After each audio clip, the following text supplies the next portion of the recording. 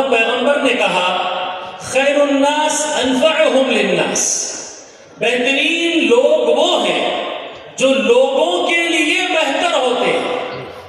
बेहतरीन आदमी वो है जो लोगों के लिए बेहतर होते हैं। आज इस 21वीं सदी के अंदर आपने बताया कि दोस्त कौन है, दुश्मन कौन है, बेहतर कौन है, नुकसानदा कौन है, अपने कौन है, विदेशी कौन है।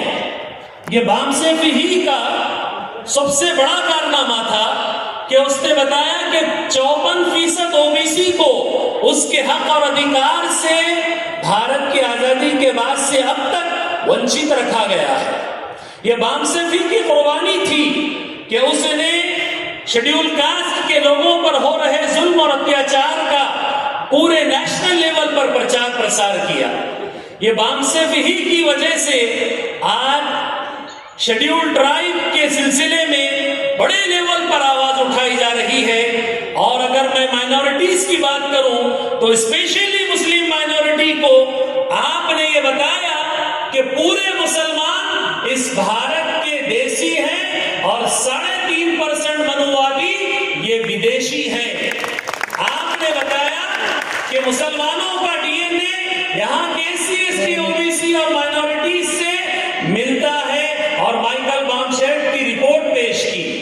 आपने बताया कि मुसलमानों के साथ साथ दूसरे जितने माइनॉरिटीज हैं इनको टारगेट करके एससी, एसटी, ओबीसी को हिंदू के नाम पर इकट्ठा करने की जो साजिश की जा रही है, इस साजिश में न पड़कर मूल निवासी वर्सेस विदेशी की साजिश का आप विदेशियों की साजिश का आपने खुलकर ऐलान किया।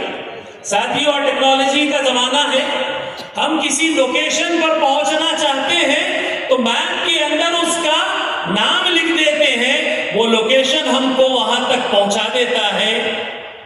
आपने भारत के अंदर दुश्मनों का पता लगाने के लिए पूरे भारत के मैप को सामने रखा और मैप का लोकेशन सीधा जाकर नागपुर रुकता है।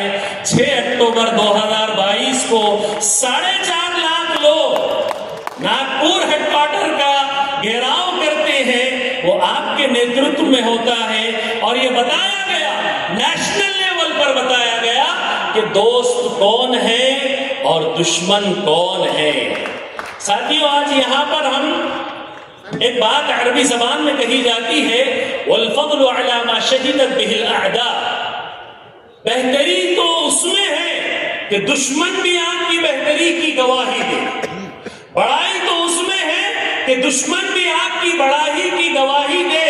आज संसद के अंदर में, विधानसभाओं के अंदर में जिन चीजों के ऊपर में बात हो रही है वो आपके उठाए हुए मुद्दों पर बात हो रही है। आज यहाँ हम अपनी मौजूदा नस्ल और आने वाले नस्लों की लड़ाई के लिए जिस बैनर के तहत इकट्ठा हुए हैं, बामसेफ का वो अधिवेशन, यहाँ 41वां एक तारीखी प्रोग्राम हो रहा है, तो मैं आप तमाम से यही गुजारिश और निवेदन करूंगा कि इस प्रोग्राम को जलसा मत समझिए, इस प्रोग्राम को एक आंदोलन समझिए, एक तहरीक समझिए, एक मूवमेंट समझिए और अपने आप को इसका हिस्सेदार बनाते हुए आगे बढ़िए। साहब के लिए मैं एक शेर कहूंगा, मैं अकेला ही चला था जानिबे मंजिल मगर लोग साथ आते गए, कारवां बनता गया। इस कारवान के आने पर मुबारकबाद और सभी साथियों ने मेरी बात को ध्यान से सुना, इसके लिए आभार, शुक्रिया। अस्सलाम वालेकुम, जय मूल्यवास। धन्यवाद मुफ्ती फहीमुद्दीन साहब। इसके बाद अगले वक्त